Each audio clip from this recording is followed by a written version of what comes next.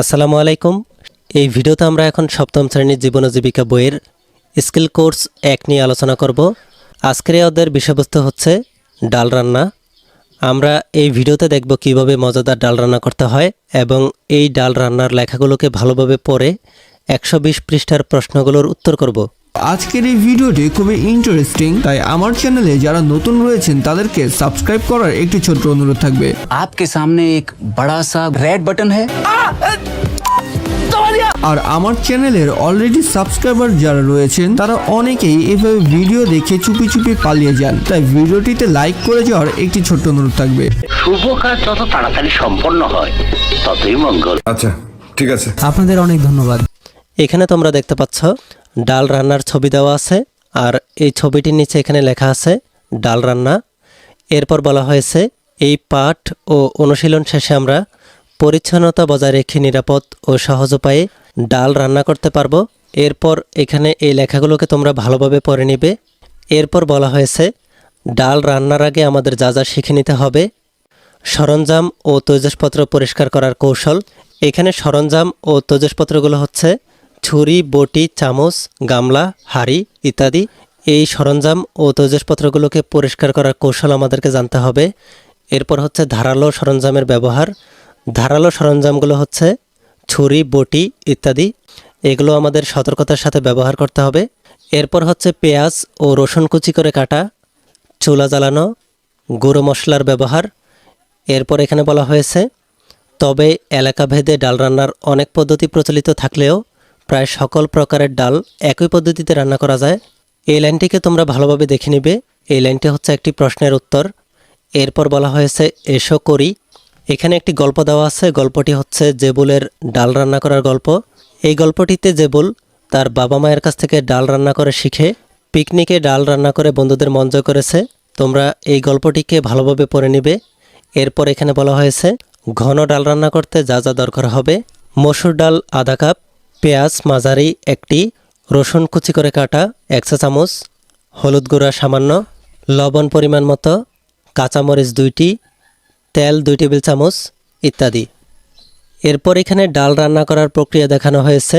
মোট 9টি ধাপের মাধ্যমে ডাল রান্না করার প্রক্রিয়া এবং এর সাথে সতর্কতা ও ছবি দেওয়া আছে।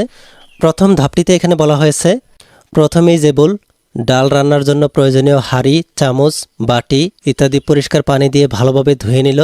এরপর এখানে একটি সতর্কতা দেওয়া আছে। সতর্কতাটি হচ্ছে কাজের শুরুতেই মাথার চুল যেন পরিপাটি থাকে তা লক্ষ্য রাখতে হবে, তা না হলে বাতাসে চুল উড়ে গিয়ে এগুলোতে পড়তে পারে। সম্ভব হলে টুপি পরে নিতে হবে। আর এই পাশে একটি ছবি দেওয়া আছে। পরের ধাপগুলোকে তোমরা ভালোভাবে পড়ে নিবে। আমি পরে তোমাদের সময় নষ্ট করছি না, আমি এখান থেকে সরাসরি 120 পৃষ্ঠায় চলে যাচ্ছি। এখানে বলা হয়েছে এসো ভেবে দেখি। এখানে ডাল রান্না থেকে প্রশ্ন দেওয়া আছে। এই প্রশ্নগুলোর উত্তর তোমাদের নিজেদের করতে হবে। আমি তোমাদেরকে একটি নমুনা উত্তর দেখিয়ে দিচ্ছি। তার আগে তোমরা যারা এখনও আমাদের চ্যানেলটিকে সাবস্ক্রাইব করোনি তারা এখনই আমাদের চ্যানেলটিকে সাবস্ক্রাইব করে রাখো। এখানে বলা হয়েছে সব ধরনের ডাল কি একই পদ্ধতিতে রান্না করা যাবে? এই প্রশ্নের উত্তরটি হচ্ছে প্রায় সকল প্রকারের ডাল একই পদ্ধতিতে রান্না করা যায়, তবে এলাকাভেদে ডাল রান্নার অনেক পদ্ধতি প্রচলিত আছে। এরপরের প্রশ্নে বলা হয়েছে ডালে হলুদ না দিলে কি ডাল খাওয়া যাবে? এই প্রশ্নের উত্তরটি হচ্ছে হ্যাঁ, খাওয়া যাবে, তবে স্বাস্থ্যকর ও সুস্বাদু ডাল রান্না করতে হলুদ ব্যবহার করা হয়। এরপরের প্রশ্নে বলা হয়েছে ফোড়ন ছাড়াও কিভাবে ডাল রান্না করা যায়? এই প্রশ্নের উত্তরটি হচ্ছে ডাল, হলুদ, পেঁয়াজ, রসুন, তেলসহ সকল উপাদান একসাথে মিশিয়ে পরিমাণ মতো পানি দিয়ে ফোড়ন ছাড়াও ডাল রান্না করা যায়। এরপরে প্রশ্নে বলা হয়েছে ডাল রান্নার সময় কি কি দুর্ঘটনা ঘটতে পারে? এই প্রশ্নের উত্তরটি হচ্ছে ডাল রান্নার সময় বিভিন্ন দুর্ঘটনা ঘটতে পারে, যেমন চাকু বা বটিতে হাত কেটে যেতে পারে, আগুনে হাত বা শরীরের অন্য কোনো অঙ্গ পুড়ে যেতে পারে, ফোড়ন দেওয়ার সময় তেল ছিটে আসতে পারে ইত্যাদি। এরপরে প্রশ্নে বলা হয়েছে ডাল রান্নার সময় কি কি সতর্কতা মেনে চলা প্রয়োজন? এই প্রশ্নের উত্তরটি হচ্ছে ডাল রান্নার সময় যেসব সতর্কতা মেনে চলা প্রয়োজন তা নিম্নে দেওয়া হলো। মাথার চুল পরিপাটি রাখতে হবে। বটি বা চাকু দিয়ে পেঁয়াজ, রসুন ও মরিচ কাটার সময় অত্যন্ত সতর্কতা অবলম্বন করতে হবে। ডাল ধোয়ার সময় সতর্ক থাকতে হবে যেন পানির সাথে ডাল পড়ে না যায়। চুলা জ্বালানোর সময় সতর্ক থাকতে হবে যেন হাতে দেশলাইয়ের আগুন লেগে না যায়। ডাল ফুটে ওঠার আগে পর্যন্ত চুলার কাছাকাছি থাকতে হবে, তা না হলে ফেনাসহ পানি চুলায় পড়ে চুলা বন্ধ হয়ে যেতে পারে। খুন্তি দিয়ে নাড়ার সময় হাত নিরাপদ দূরত্বে রাখতে হবে। সম্ভব হলে কিচেন গ্লাভস পরে নিতে হবে। ঘুটনি দিয়ে ঘোটার সময় চুলার আঁচ কমিয়ে নিতে হবে। লবণ হয়েছে কিনা তা চেখে দেখার সময় ঠান্ডা করে অতঃপর মুখে দিতে হবে। এরপরে প্রশ্নে বলা হয়েছে ডালের স্বাদ বাড়াতে এর সঙ্গে আর কি কি যোগ করা যেতে পারে। এই প্রশ্নের উত্তরটি হচ্ছে ডালের স্বাদ বাড়াতে এর সঙ্গে টমেটো ও ধনেপাতা যোগ করা যেতে পারে। এরপরের প্রশ্নে বলা হয়েছে ডালের সঙ্গে কি কোনো ধরনের সবজি যোগ করে রান্না করা যায়। এই প্রশ্নের উত্তরটি হচ্ছে হ্যাঁ, ডালের সাথে বিভিন্ন সবজি যোগ করেও রান্না করা যায়। এরপরে প্রশ্নে বলা হয়েছে সুগন্ধ বাড়ানোর জন্য ডালের ফোড়নের সঙ্গে আর কি কি দেওয়া যায়।